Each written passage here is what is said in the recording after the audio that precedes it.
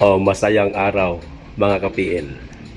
Nakakatawa lang itong mga ginagawa kay Vice President Sara Duterte. Itong mga paninira ng mga alagad ng mga bangag sa madaling salita, mga kababayan. Huwag na po nating tukuyin kung sila po ay dilawan, sila po ay galing sa Pinklawan. Basta sabihin na lang nating mga alagad ni bangag. Kasi nagkaisa na ho sila ngayon mga kababayan at matagal na po nating alam yan. Ito ho, meron pong kumakalat na video. Baka po kasi paniwalaan po ng ating mga kababayan. Itong nauuso po ngayon na AI mga kababayan, ginagamit po nila para sa mga paninira nila laban sa mga katunggaliho nila sa politika. Hindi na ho bagong bagay ito mga kababayan. Bakit? Makailang beses ko na pong inulit-ulit sabihin, mapa-live man o mapa-short video na katulad ho nito. Ang paninira po sa mga Duterte, lalo na kay Inday Sara, matagal na po nilang pinaplano yan. Sinabi ko na ho sa inyo na nanggaling ako sa isang grupo na mga vlogger na sumusuporta kay The Junior. At ang isa sa mga ipinag-uutos sa amin sirain ang mga Duterte. At hindi ko nagustuhan, kaya ako lumaya sa grupo nila. Ito ho, mga kababayan, panibagong paninira lang naman ito kay VP Sara. Alam naman po nating paninira lang. Ito ho, may video po ako ipapanood sa inyo mga kababayan. Kumbaga, paninira lamang po ito ng isang merong pangbatang kaisipan. Sa madaling salita mga kababayan, isip bata ng mga paninira. Kahit na alam ho nilang mahirap paniwalaan, no? Pilit ho nilang ginagawa ng kasiraan ng ating pangalawang Pangulo. No?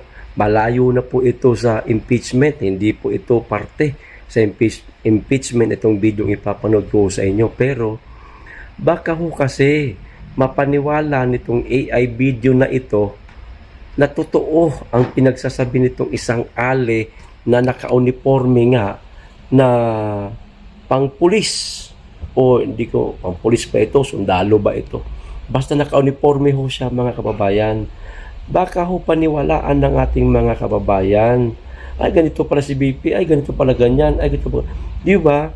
Maganda na ho yung kahit sa isang maliit na kaparaanan katulad nitong video ko na ito, na isisiwalat ho natin, na ipapaliwanag ho natin na ang lahat po ng mga paninira sa ating pangalawang Pangulo ay mananatiling paninira lamang at walang katotohanan. O eto yung video mga kababayan, panuorin po natin. Okay. Sa mga nagtatanong po sa amin kung totoo po yung bali-balita that ako po at saka si Inday Sara Duterte, the Vice President, got married a long time ago. Kinasal kami noong June 2017. Totoo po yun, but ang tagal na ho noong 2017 pa po. So, totoong kasal ho kami. And, yun po. Something you should know on a Thursday. God bless you. So, ayun na nga mga kababayan. Nagpapakilalang pinakasalan daw siya ng ating pangalawang Pangulo. Saglit lang, bubuksan ko lang itong cellphone ko at may babasahin na tayo mamaya pagkatapos ko pong bigyan ng reaksyon nito. Mga kababayan, mahahalata naman sa video no? Hindi naman tayo bugok tanga para hindi natin ma-identify ng isang video ay isang AI. Kasi ang nakikita ko lang mga kababayan, bakit ho nila ginagawa ang ganitong klase mga paninira sa ating pangalawang Pangulo gamit ang mga AI, mga application na makakagawa ng isang video na magsisinungaling katulad nga na napanood ninyo para palutangin ho nila, mga kababayan, na yaong video na kumakalat na si The Junior ay sumisinghot ng pulburon na AI din. Yan. Kaya ngayon sila gumagawa ko ng mga kung ano-anong AI. Katulad na po nung estudyante. Yung bata ho ba na kung ano-ano ho ang mga sinabi. Naisahan din ako dun eh. Akala ko totoo. Yun pala. AI din yun. Mukhang totoo. Hindi ho mahahalatang AI, mga kababayan. Yung kay Bato. Ganun din. Marami nga pumalag ngayon dun eh. 'Di ba? So ito, mga kababayan, itong kumakalat na video na ito, wag ho natin papaniwalaan 'to. Kailanman hindi ginawa ni Inday Sara ang magkaroon ng kaisang dibdib nga na kapwa niya babae. At taong 2017 pa daw yun nangyari, mga kababayan. Kung hindi ako nagkakamali, mayor ba si Inday nun o vice mayor? Meron na yata siya anak nun. May pamilya na yata siya nun, mga kababayan eh.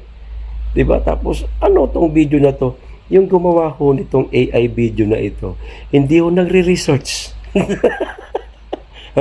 Hindi niya po inaalam kung ano ang ginagawa ni Inday, o kung ano ang katungkulan ni Inday sa gobyerno ng mga taon na yan. Basta gumawa lang ng AI video na yan at sasabihin ganito ganyan para lang makapanira sa ating pangalawang Pangulo na matagal na po nilang ginagawa. Na minsan nga naiutos pa po sa amin, hindi ko ho sinunod.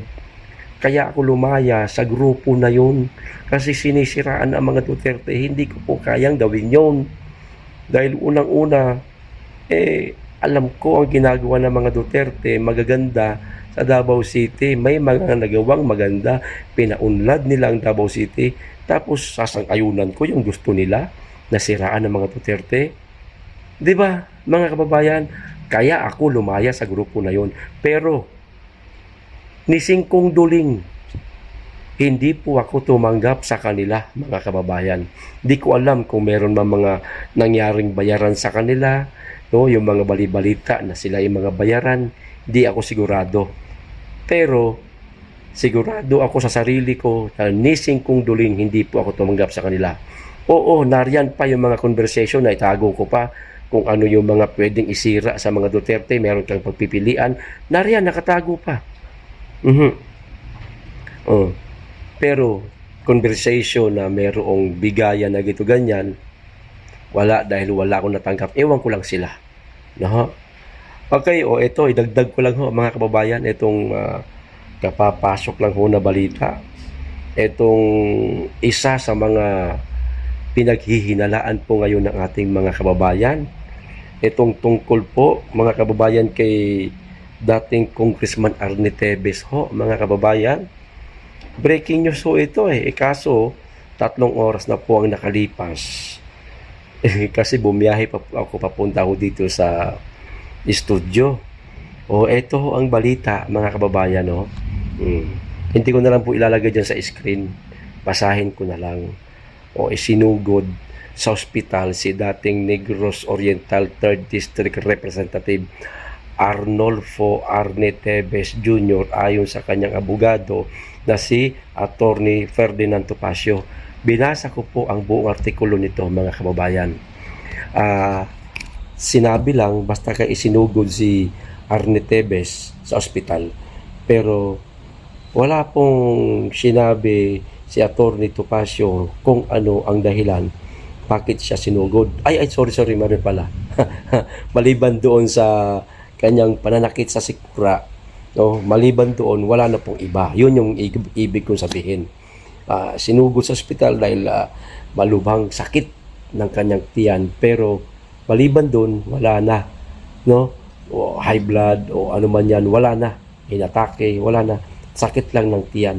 Ngayon, dahil nga, di ba, mga kababayan, naghinala ngayon yung ating mga kababayan na mga marites sa social media. sabihin na natin mga kapwa nating kaibigan natin ng mga DDS. Kasi kilala natin itong si RD Tevez, maka-DDS talaga ito, maka-Duterte. Yan. Naghihinala itong ating mga kaibigan ngayon.